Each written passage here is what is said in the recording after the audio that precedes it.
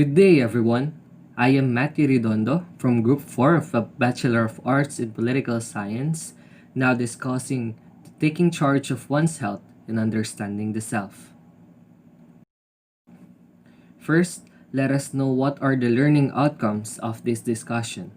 At the end of the chapter, students should be able to explain the concepts of stress, discuss the dimensions of stress, explain how stress affects health, identify strategies to control stress, and lastly, develop own self-care plan.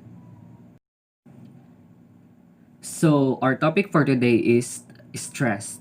First, let us define what is stress. Stress refers to events that are perceived as challenging, damaging, or threatening to one's physical or psychological well-being. These events are referred to as stressors, and the way people respond to them is called stress response. Stress is experienced by all people, but in different degrees, from mild to severe, depending on how people interpret the situation. So most of us, nakakaramdam tayo ng stress kapag sa school, sa trabaho, and sa mga activities na ginagawa natin ngayon sa online class. And lalo nating nararamdaman yung stress kasi nape-pressure tayo. And for us to know what are the reasons of the stress, let us proceed to our next discussion. Man needs difficulties. They are necessary for health, by Carl Jung. This quote literally said that tayong mga tao, kailangan natin ng challenge sa buhay. Kailangan natin ma-stress. Hindi dahil para mamroblema, kundi para masolusyonan yung mga problemang hindi natin nakakayanan lutasin. And with that, Carl Jung said that they are necessary for health. Dito tayo nagiging matatag at dito tayo nagiging maayos, nagiging mabuti yung kalagayan natin dahil sa mga problemang kinakaharap natin, mas nagiging maganda yung buhay natin. So next is stressors and responses. Based on Thomas Holmes and Richard Rahe, suggests that any life event that requires people to change, adapt, or adjust would likely result in stress. There are factors that causes stress. These are major life events such as wedding and having a baby, losing one's job or death of a loved one. Catastrophe creates high level of stress, either natural disasters, typhoon, or earthquake, etc. Disagreements with parents and classmates can also cause stress. And lastly, frustration. So next is conflict. Let us define what is conflict. Conflict occurs when a person needs to choose between two or many options. There are 4 types of conflicts in this discussion. First is approach. Approach occurs when a person needs to choose between two options that are both attractive. Literally saying that ang isang tao, meron siyang 2 option na pinipili dito sa approach which are both attractive. So next is avoidance. It occurs when a person needs to choose between options that he or she finds both unpleasant. In this case, avoidance, pumipili yung isang tao sa options where he finds it unpleasant or hindi kaaya-aya. Next one is approach avoidance. The conflict occurs when a person needs to choose between options that have both positive and negative consequences. In this approach avoidance, dito pumapasok yung pumipili yung isang tao between options that have merong magandang na idudulot at saka hindi magandang na idudulot. Lastly, multiple conflict. It occurs when there are more than 2 options. This multiple conflict, from the word itself, multiple, marami. So, it is more than 2 options. In order to deal with frustrations, conflicts, and stress, people sometimes use unconscious strategies called defense mechanisms to cope with the pain and deal with anxiety. Beatnik reaction is a defense mechanism in which the person exhibits behaviors that stand apart from the standards of society and avoid most responsibilities of a good citizen. Beatnik reaction includes smoking, drug use, early sex, and dropping out of school. Displacement. What is displacement? It is anyone who is frustrated may also act aggressively, such as destroying things or harming another person.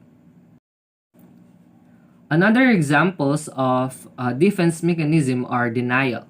Denial occurs when a person refuses to accept a painful reality of truth. Next one is identification. It is imitating the characteristic of a person he or she admires to deal with his or her insecurities. Next is intellectualization. It is avoiding negative emotions by focusing on the intellectual aspects of one's life. Projection. It is attributing one's own weakness or shortcomings to someone else.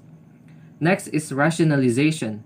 It is making up plausible explanations or excuses to cover up negative feelings such as guilt.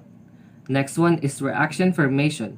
It is acting opposite to what the person truly feels. Next is regression. A person reverts to an earlier psychosexual stage and begins to behave like a child. The last one is repression. It is pushing unacceptable impulses or urges into the unconscious. Anyone who suffers from lots of frustration may resort to hurting oneself or committing suicide. So the next topic is the psychological and cognitive factors of stress. The effects of stress are manifested in a model developed by psychologist Hans Selye, who proposed the general adaptation syndrome. He suggests that the body goes through three stages of psychological reaction during stressful events. These are alarm, resistance, and exhaustion. What is alarm? Alarm is the initial reaction to a stressful situation. From the word itself, alarm, nagiging aware tayo kung ano yung nangyayari na sa atin when we are facing stress. Resistance. The body adapts to stress but continues to release hormones that help the body to adapt and fight off the harmful effects of stress. From the word itself, also resistance. Kumbaga, yung harmful effects ng stress na a-adapt nyo na to and nagiging mas na iintindihan at mas nalalabanan niya yung stress because of adaptation. Next is exhaustion. If the stress is not properly dealt with, from the word itself, exhausted, pagod, dito, kapag hindi na na-deal ng maayos yung stress, it can cause to exhaustion. Sources of coping and strength. One strategy by which people cope with stress is focusing on the problem. In problem-focused coping. Sinasabi dito na ang mga tao ay may isang strategy para makayanan nila ang stress dahil sila ay nakatuon sa kanilang problema. The individual reduces the impact of the problem by looking for best solution through his or her own effort. Nababawasan ng bawat isa ang epekto ng problema sa pamamagitan ng paghahanap ng mga solusyon sa pamamagitan ng kanilang sariling pagsisikap. Another strategy that appears to help individual cope with stressful situation is through emotion-focused coping. Sinasabi dito na may isa pang lumilitaw na strategy para matulungan ang tao na makayanan ang nakakabahalang sitwasyon sa pamamagitan ng emosyon at pag-focus sa laban ng pagsubok. The individual uses this strategy to reduce the intensity of negative emotion. Ginagamit ng mga tao ang strategy na ito para mabawasan ang pag-iisip ng negatibo. My topic for today today is source of coping and strength. So, one of the strategy by which people cope with stress is focusing on the problem. So, di ba nga halos araw-araw kasama na natin yung stress, mapas sa school, sa bahay, or even sa public test. So, para mawala yung stress na yan, meron tayong tinatawag na problem-focused coping. So, in the problem-focused coping, the individual reduces the impact of problem by looking the best solution through his or her own effort. So, ayun nga, para mabawasan yung problema, di ba, kailangan natin maghanap ng solusyon. So, for example, maraming task na pinapagawa sa'yo, kaso wala kang nagagawa dahil nga nagpo-procrastinate ka. So, ay, may ginawa akong cycle para masolusyonan yon. So, eto. So, first sa cycle ko is evaluate the problem. So, suriin mo kung ano yung problema, kung time management ba yan, or something. Tapos next is gather information. So, mag-seek ka ng information kung dun sa gagawin mo. Tapos, next is break problem into parts. Ayun. So, bali, uunti-untiin mo na siyang gawin. Instead of doing nothing, di ba? Mas maganda na unti-untiin mo na siya. Then, sa fourth part, identify solutions. So, kung dati, hinihintay mo lang yung deadline, ganun. Mas maganda na maglagay ka ng notes, ilagay mo dun yung date, or yung kung kailan yung schedules na kung kailan yung deadline nun. Then, yung sa next part naman, select best solution. So, hanap ka ng magandang paraan. Then, next is take action. So, ayun. Katapos mong i-take yung mga dapat mong gawin, kunyari sa yung mga project mo, mag-take ka na ng action. Gawin mo na siya. Huwag ka nang maghintay ng kung ano-ano pa, kung anong oras pa. Tapos, next, examine the result. Tapos, tignan mo sa bandang huli kung ano nga ba yung resulta ng ginawa mo. Kunyari, kung nagtumaas ba yung grades mo dahil sa pagbabagong ginawa mo or something. Tapos, lastly, test and review. So, ay nga, tignan mo yung conclusion, yung pinaka huling part na kung ano nangyari, kung na-achieve mo ba yung goal na dun sa stress na inaano mo, yung procrastination mo. So, the last topic in our discussion is the need for self-care and compassion.